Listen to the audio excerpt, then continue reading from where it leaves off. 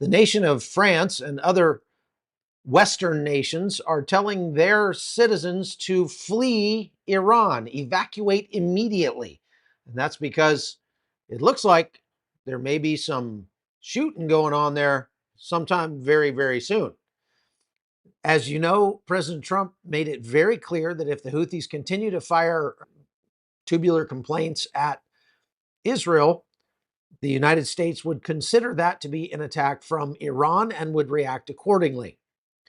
We have seen in recent days American surveillance drones flying over Iran and over important sites in Iran, and have been essentially preparing target packages for taking out important things inside Iran. Now, we obviously have contingency exercises that we've planned years ago on what we would want to bomb if we needed to bomb Iran. But those things go stale pretty quick and they need to be updated. So it's not as simple as just pointing a bunch of B-2 bombers at Iran and saying, go get them, boys. In order to actually have some effect, they need to do a lot of surveillance. They need to comb through millions of images, and they need to figure out how and when and what to strike. When they figure out the what, then they got to figure out the how. And it's, again, very complex operations, a lot of moving parts. They've got to have refueling tankers in the air. They've got to coordinate with other nations in the region, because we're going to have to probably cross over territory that is not Iranian in order to make these strikes. I wanted to get this out because over the last 24 hours, we have seen Israelis running for their shelters. There have been several missile and rocket alerts across Israel. Millions of Israelis have had to go to their shelters. They've had something like 40 people injured. I guess people get panicky and they just sprint down the stairs and then trip and, go rolling down the stairs or something like that. Because it seems like every time there's a rocket alert, we hear about injuries for people running to the shelters. I guess you need to be careful. If you're running for the shelter, you're probably more likely to get injured running down the stairs than you are from a missile. I want to point out that if you're watching the Shofar app and you see these missile attacks that are coming in and they're covering most of Israel, that doesn't mean that there's hundreds of missiles coming in. It just means that Israel is acting out of an abundance of caution to warn people in the area where it might land, because what that says is that the missile is still pretty far away and they're not really sure where it's going to hit. So they're just advising a large area to be prepared. And as it turns out, the missiles that the Houthis have fired have been shot down before they actually entered Israeli airspace. However, there was also rockets that were fired out of Gaza, which is the first time in months that has happened. The people along the Gaza Strip in the kibbutzim, the agricultural area along the Gaza Strip in Israel, have been put on high alert. They've been told to stay close to their bunkers and be prepared to take shelter. Apparently, the Israelis uncovered another plot. There were a bunch of Hamas operatives that were planning another October 7th style incursion into Israel. And the reason that the ceasefire ended when it did and Israel started bombing when it did was because they were thwarting that potential incursion into Israel. Can you imagine? After 15 years of war, after, by their own count, 61,000 people killed inside Gaza, and something like, 2,000 people killed during the war in Israel. It's pretty one-sided, a lot more people have died in Gaza. And Hamas is still looking to do it again. They are still wanting to go into Israel and murder civilians. Well, the Hamas-run Gaza Health Ministry came out a few days ago, this is before the fighting started again, and said that they were updating their count of the number of people dead from like 48,000 to 60 something thousand, because they said, well, we've decided there's a lot of people that are buried under the rubble. And since the fighting has started again, we've seen the Gaza Health Ministry go back to their very dubious counting, which is, Israel dropped bombs last night on Gaza, and the Gaza Health Ministry immediately says, within hours, says, oh, yeah, there were, 470 people killed, and 3/4 of them were women and children. That's what they always say. Oh, and none of them were Hamas fighters. So far, according to the Gaza Run Health Ministry, all 60 something thousand of those people killed were all innocent civilians. There were no Gaza fighters anywhere killed, no Hamas anywhere taken out. All of that is shown to be a lie by the video that Israel puts out on a daily basis. I belong to some WhatsApp groups and Telegram groups by the IDF where they're putting out gun camera footage showing them taking out Hamas operatives. These are not innocent civilians. They're people running around with guns. And then they get smoked on camera, but the Gaza Health Ministry says that those were all women and children and none of them were Hamas fighters. So we've known for a long time you cannot believe anything that comes out of the Gaza Health Ministry. They're a wholly owned subsidiary of Hamas. And they use those numbers as information war to try to garner support for their cause. And they have a whole bunch of mainstream media who are willingly lining up to participate by blaming Israel for everything that's gone wrong. Remember, I'm going to keep saying this every time I talk about this. It doesn't matter how many people die in Gaza. Every single death that dies in Gaza, A, is a terrible tragedy and it didn't have to happen, and B, is 100% the fault of Hamas. Because, and if I was Benjamin Netanyahu, my speeches would have been very, very simple to give for the last 15 months, because every speech would have simply been 3 words. I would stand up at the microphone and I would say, release the hostages, and then turn around and walk away and just keep bombing.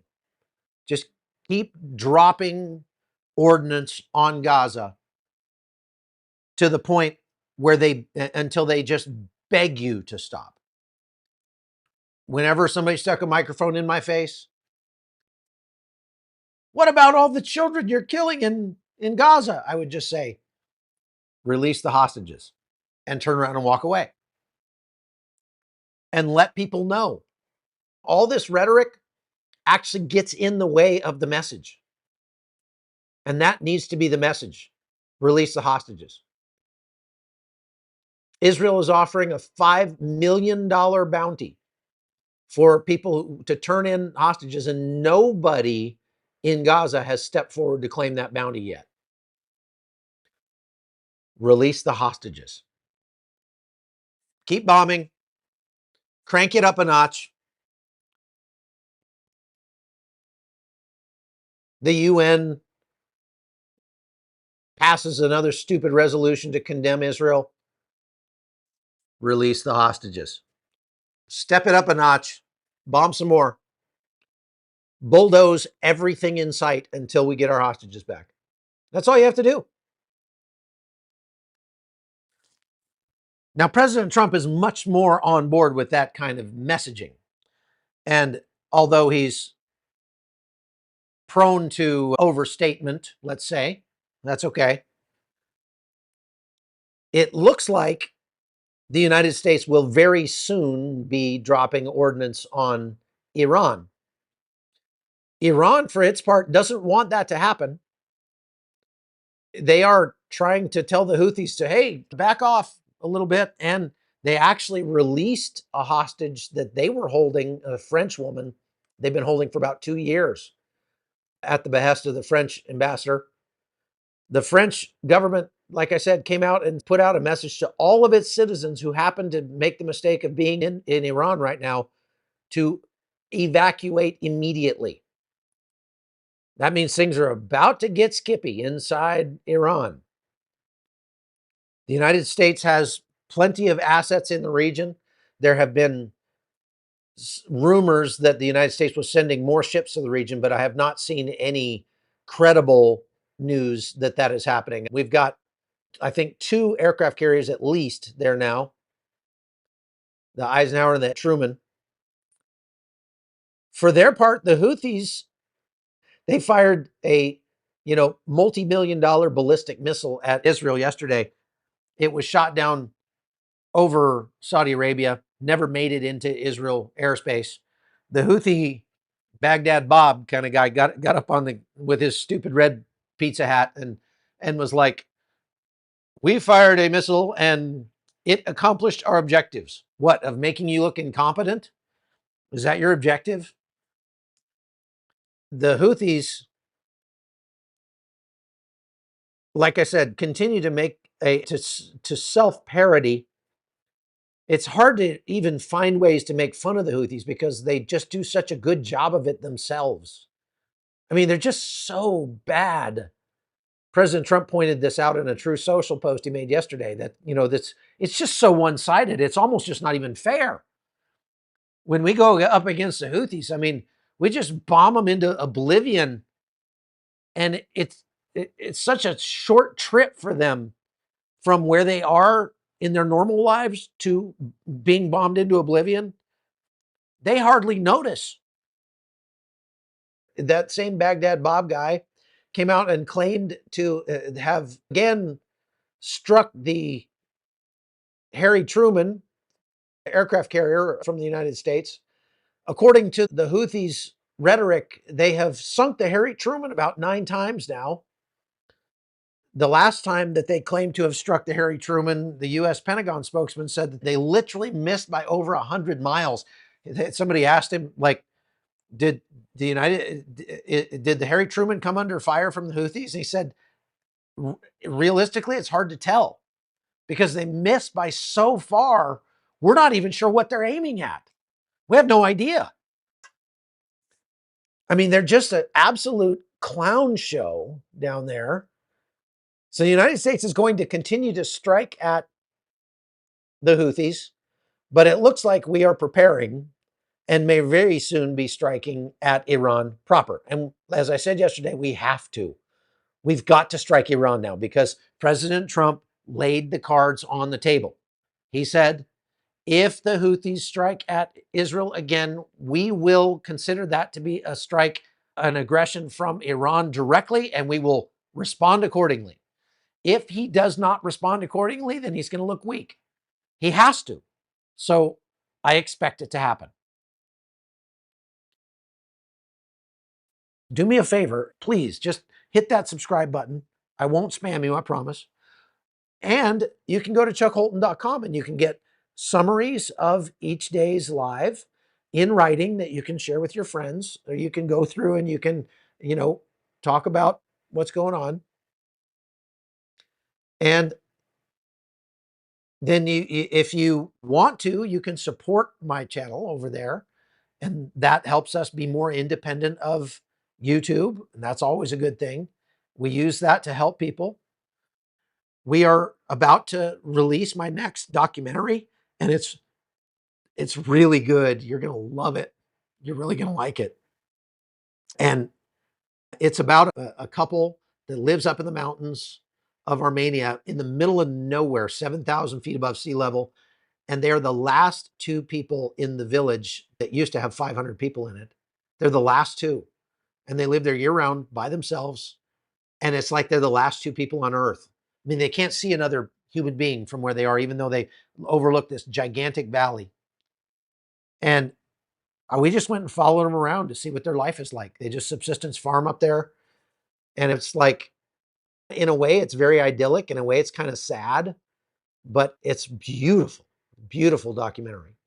So I would encourage you to become a supporter over at chuckholton.com so that you can get that documentary. That's going to be available to supporters only over there, at least at first, until we've won a few awards. We're going to put it into some film festivals and things like that.